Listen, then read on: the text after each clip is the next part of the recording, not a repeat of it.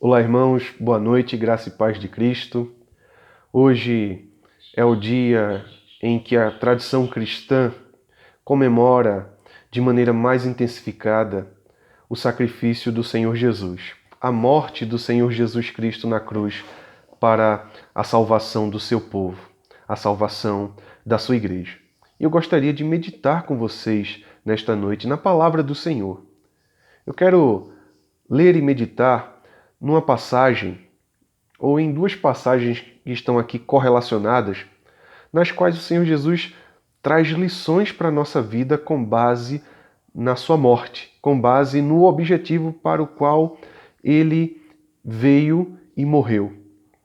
E essas lições servem para aqueles que confiam no Senhor Jesus, para aqueles que são seus discípulos e querem viver neste mundo uma vida que agrade ao Senhor. Vamos meditar em Marcos, no capítulo 10, versículos 32 ao 45. Diz assim a palavra do Senhor. Estavam de caminho, subindo para Jerusalém, e Jesus ia adiante dos seus discípulos. Estes se admiravam e o seguiam, tomados de apreensões. E Jesus, tornando a levar à parte os 12, passou a revelar-lhes as coisas que lhe deviam sobrevir, dizendo: Eis que subimos para Jerusalém, e o Filho do Homem será entregue aos principais sacerdotes e aos escribas, condená-lo-ão à morte e o entregarão aos gentios. Hão de escarnecê-lo, cuspir nele, açoitá-lo e matá-lo, mas depois de 3 dias ressuscitará. Então se aproximaram dele Tiago e João, filhos de Zebedeu, dizendo-lhe: Mestre, queremos que nos concedas o que te vamos pedir. E ele lhes perguntou: Que quereis que vos faça? Responderam-lhe: Permite-nos que, na tua glória, nos assentemos um à tua direita e o outro à tua esquerda. Mas Jesus lhes disse: Não sabeis o que pedis. Podeis vós beber o cálice que eu bebo ou receber o batismo com que eu sou batizado? Disseram-lhe: Podemos. Tornou-lhe Jesus: Bebereis o cálice que eu bebo e recebereis o batismo com que eu sou batizado. Quanto, porém, ao assentar-se à minha direita ou à minha esquerda, não me compete concedê-lo, porque é para aqueles a quem está preparado. Ouvindo isto, indignaram-se os 10 contra Tiago e João. Mas Jesus, chamando-os para junto de si, disse-lhes: Sabeis que os que são considerados governadores dos povos têm-nos sob seu domínio, e sobre eles os seus maiorais exercem autoridade.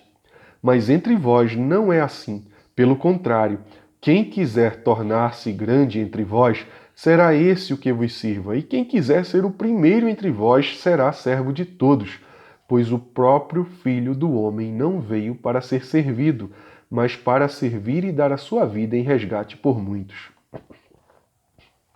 Então, irmãos, como o texto relata, Jesus estava indo a Jerusalém.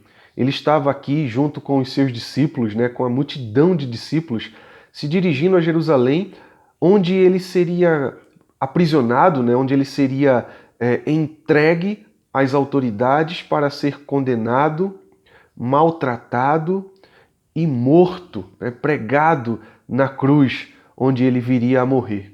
E o Senhor Jesus sabia de tudo o que se passaria com ele. Os seus discípulos, em contrapartida, estavam apreensivos, estavam inquietos, indo nessa viagem a Jerusalém. E Jesus chama os 12 apóstolos aqui à parte. De dentre a multidão, ele separa os 12 para falar de maneira específica acerca do que se passaria com ele. E aqui ele faz o seu relato e diz que o Filho do Homem será entregue aos principais sacerdotes e escribas. E estes iriam condená-lo à morte, iriam entregá-lo aos gentios, uma referência aqui aos romanos, Pôncio Pilatos e os soldados. Eles iriam escarnecê-lo, iriam zombar dele, iriam cuspir nele, açoitá-lo e matá-lo. Os irmãos conhecem bem a história de como Jesus foi maltratado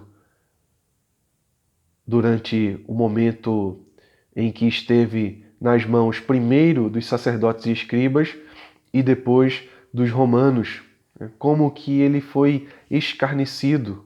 Pregaram uma coroa de espinhos em sua cabeça para ficarem o ridicularizando, por saber que ele era o rei e por ouvirem que ele é o rei dos judeus, o Filho de Deus.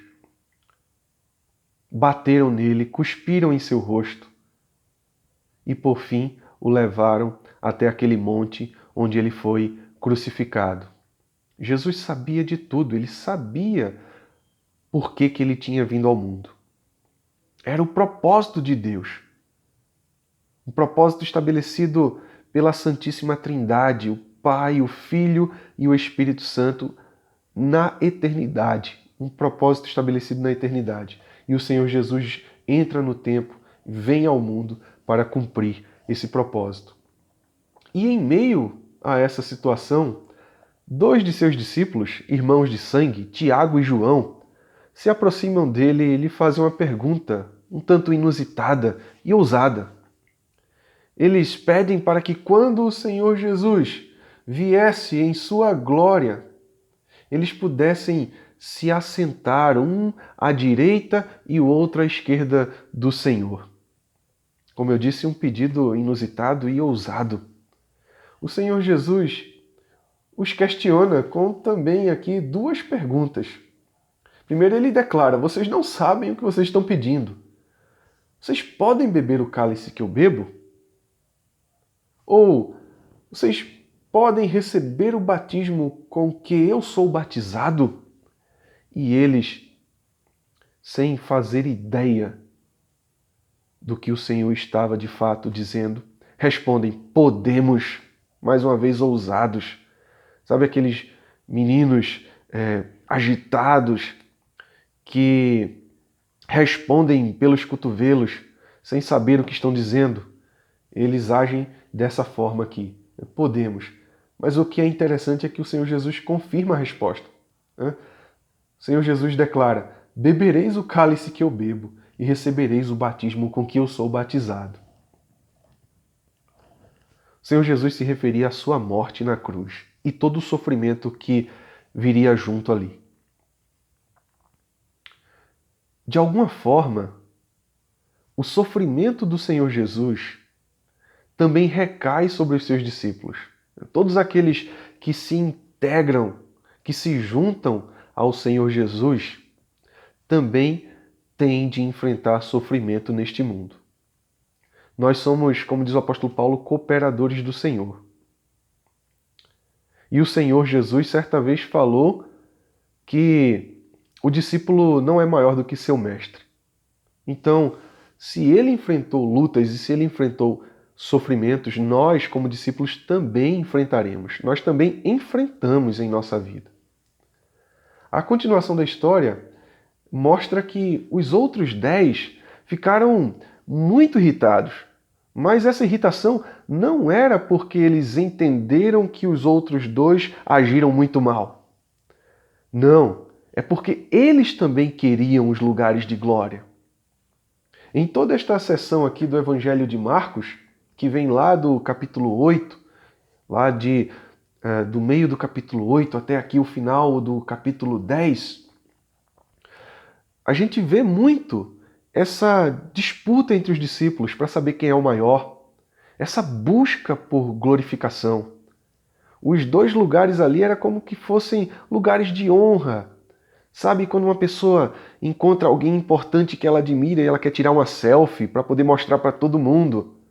É algo mais ou menos assim, só que de uma maneira muito mais intensa e muito mais grave.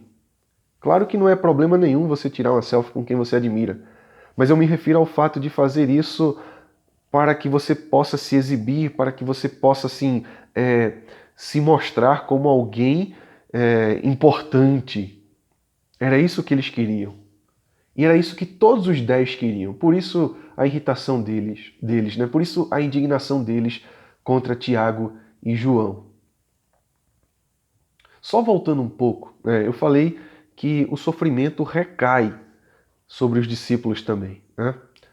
Não o sofrimento pelo qual Jesus pagou com a sua morte para resgatar a nossa vida. Jesus não sofreu incompletamente. Ele não deixou um pouquinho faltando para a gente completar com o nosso sofrimento. A questão é que o discípulo também sofre por estar ligado ao seu mestre, ao Senhor Jesus. E, de fato, Tiago acabou perdendo a vida. Isso é relatado lá no livro de Atos. Ele acabou perdendo a vida decapitado sob o poder de Herodes. E João, o único dos apóstolos que não foi condenado à morte, morreu velhinho, preso na ilha de Patmos, por ser um pregador fiel do Evangelho. Inclusive, lá em Patmos foi onde ele teve a revelação que foi escrita aí como o último livro das Escrituras, o Apocalipse. Então, homens que de fato sofreram, mas que aqui nesse momento não estavam entendendo o que se passava. E os outros 10 também não. E aí o Senhor Jesus os reúne, os chama para junto, e sempre que eu leio esse trecho, eu me lembro ou eu penso naquela cena de um professor com um grupo de alunos ali um tanto indisciplinados e ele chama todos ali para junto, né? As suas crianças ali meio que agitadas e ele chama elas para junto e começa a lhes dar uma lição, a lhes mostrar como deve ser a vida. E aqui Jesus fala com os seus discípulos um tanto infantis e ele mostra para eles que nos reinos deste mundo, aqueles que dominam sobre os povos, os governadores, exercem domínio, exercem autoridade. E muitas vezes de uma forma atropelada, muitas vezes passando por cima até de direitos e de leis. É assim que nós vemos no mundo de hoje. Mas Jesus diz a eles: entre vós não é assim.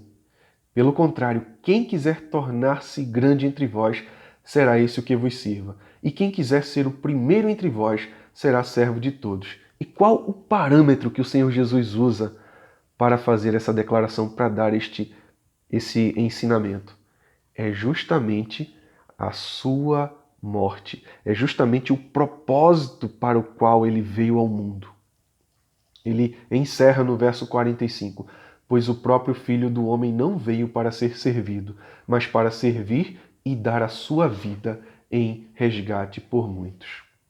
Jesus deu a sua vida para que eu e você, para que o povo que ele escolheu fosse salvo do poder do pecado, das garras do diabo,